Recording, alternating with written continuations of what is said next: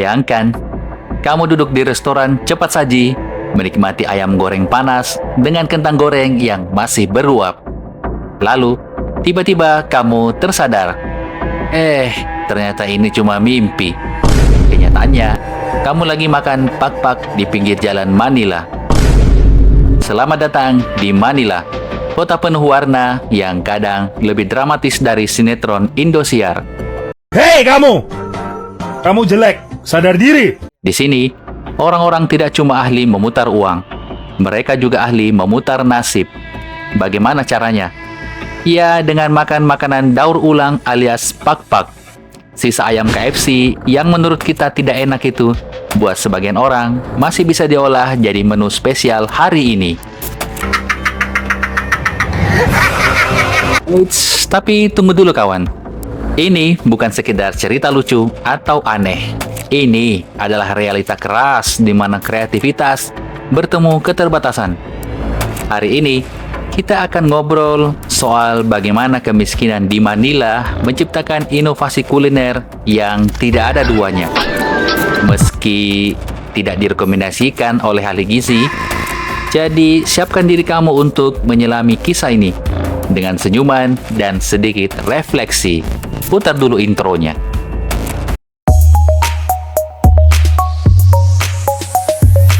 Ini adalah kisah nyata tentang bagaimana sebagian orang bertahan hidup di tengah kemiskinan ekstrim di ibu kota Filipina, Manila tentunya. Di kawasan kumuh kota ini, istilah pak-pak menjadi simbol perjuangan hidup. Secara harfiah, pak-pak berarti mengibaskan atau menghilangkan kotoran. Namun, dalam kehidupan sehari-hari di Manila, istilah ini merujuk pada praktik mengambil sisa-sisa makanan dari restoran cepat saji atau rumah tangga, membersihkannya, lalu memasaknya kembali untuk dikonsumsi atau dijual dengan harga murah. Ya, didaur ulang begitu. Ini sangat kreatif tentunya. What? Bro, what are you talking about, man?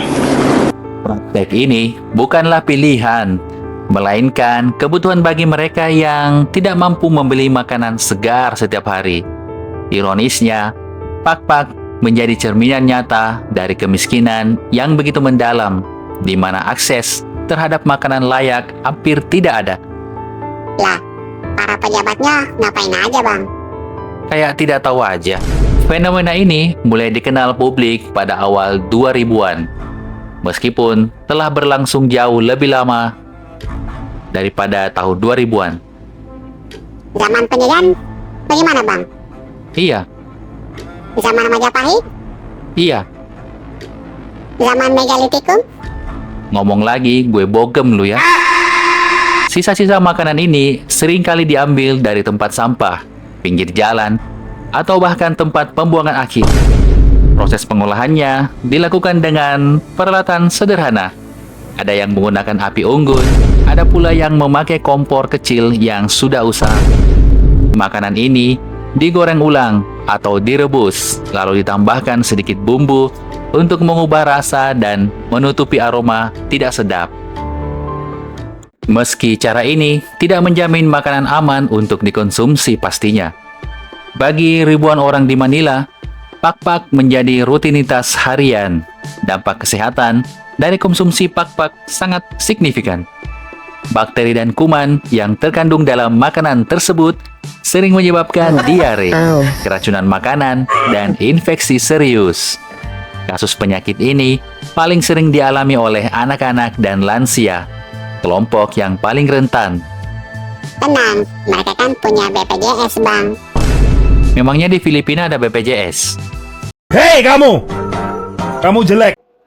Pak-pak tidak hanya menggambarkan perjuangan hidup, tetapi juga memperlihatkan ketimpangan sosial yang ekstrim.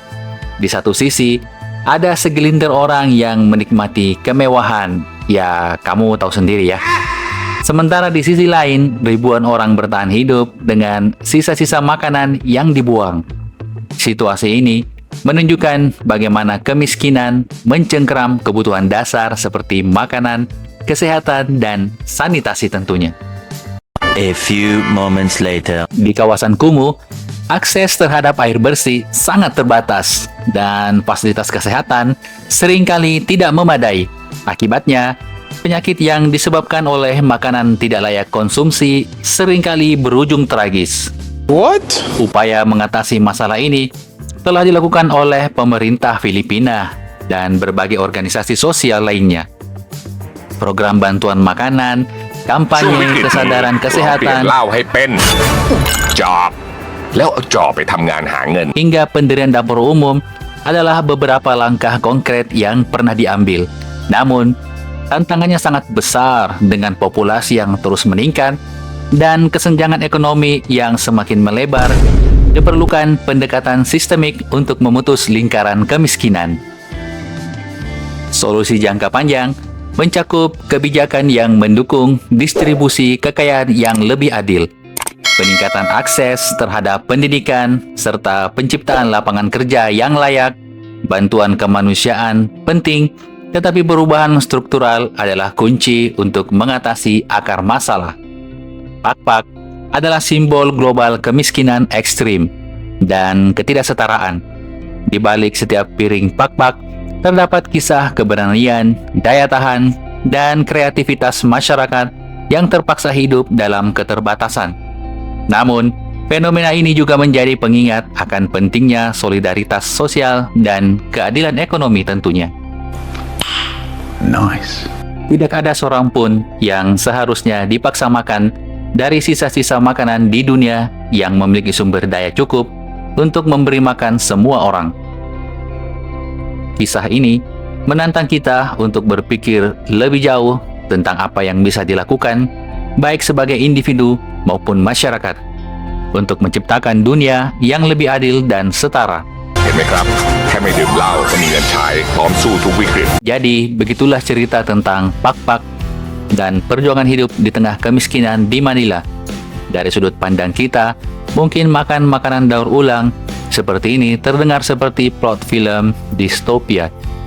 Tapi bagi mereka yang hidup di bawah garis kemiskinan, ini bukan soal pilihan, ini soal bertahan hidup.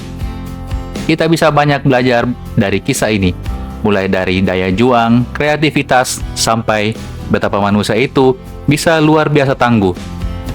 Walaupun kadang kita berharap ketangguhan itu tidak perlu diuji sampai segitunya. Dan ngomong-ngomong, kalau kamu berpikir dietmu berat, coba bayangkan diet berbumbu sisa makanan dari tempat sampah. Mendadak salad tanpa dressing itu terasa mewah. Tapi di balik senyum dan humor kita, ada pelajaran besar. Kemiskinan adalah masalah serius yang membutuhkan solusi nyata, bukan sekedar komentar atau belas kasihan. Pakpak mengingatkan kita bahwa di dunia ini ada banyak orang yang berjuang untuk sesuatu yang sering kita anggap biasa, seperti sepiring makanan lain layak. Jadi, apa yang bisa kita lakukan? Mulai dari hal kecil, dukungan terhadap program sosial, kepedulian terhadap sesama, bahkan sekedar menyebarkan kesadaran seperti menonton dan membagikan video ini sudah jadi langkah awal.